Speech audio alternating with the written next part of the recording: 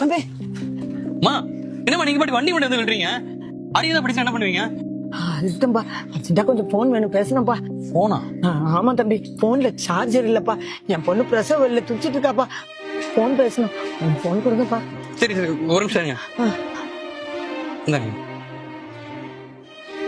Bro, இந்த address எனக்கு தெரியுமா? ப்ரோ.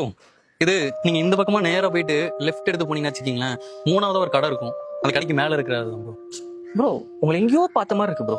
என்னையா? எங்க வேலை செய்றீங்க? இங்க என்கேபி ட்ரேடர்ஸ் இருக்குல்ல ப்ரோ, அங்கதான் ஒர்க் பண்றேன். அங்க ஷான் யாராச்சும் தெரியுமா? இல்ல ப்ரோ.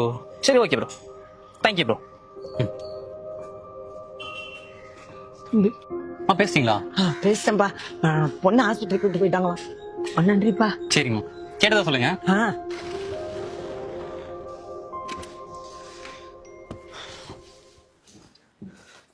சிவா, குடி கொஞ்சம் தண்ணி எடுத்துருவேன்.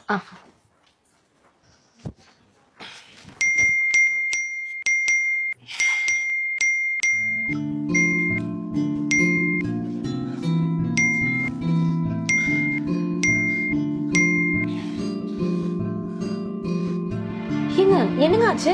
ஏன் ஒரு மாதிரி இருக்கீங்க? ஏங்க உங்களதான்?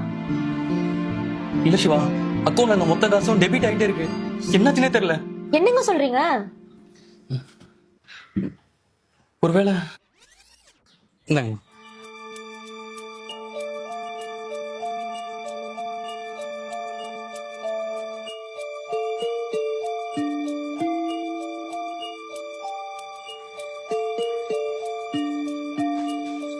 நான் வேலை கட்ட முடிஞ்சா நம்ம இறங்கினா முடியாம இருக்குமா?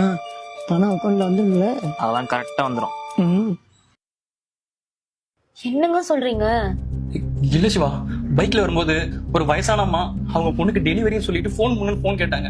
நானும் எதுவும் யோசிக்காம அவங்கள்ட்ட போனை கொடுத்துட்டேன். கடைசியில இப்படி ஆயிடுச்சு.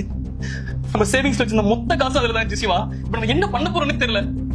ஃபீல் பண்ணாதீங்க, பாத்துக்கலாம். இல்ல சிவா, குழந்தையோட ஸ்கூல் ஃபீஸ்க்கு வச்சிருந்த காசு, இஎம்ஐ கட்ட வச்சிருந்த காசு, அப்புறம் இந்த ஹவுஸ்க்கு வாங்கின லோனோட காசு எல்லாமே அதுல தான் இருந்துச்சு. இப்ப மொத்தமா போயிடுச்சு சிவா. யாரு என்னன்னே தெரியாதவங்களுக்கு உதவி பண்ண போய் இப்ப நம்ம நிலைமைய பாத்தீங்களா? ச்சே. இப்போ இந்த டிஜிட்டல் டிராப்பிங்லாம் நிறைய நடக்குதுன்னு நிறைய அவேர்னஸ் கொடுத்துட்டு தான் இருக்காங்க. நான் இதை பத்தி எதுவுமே யோசிக்காம இப்படிலாம் பண்ணிட்டேன். இந்த டிஜிட்டல் குளோனிங், டிஜிட்டல் ஸ்வாப்பிங், இந்த மாதிரி நிறைய ஸ்கேம் இருக்கு. அது மாதிரி ஏதோ ஒண்ணு நினைக்கிறேன் சிவா. ஆமாங்க, நம்ம பக்கத்து வீட்டு மலரக்காவோட அண்ணா பையனுக்கும் இதே மாதிரிதான் நடந்துச்சு.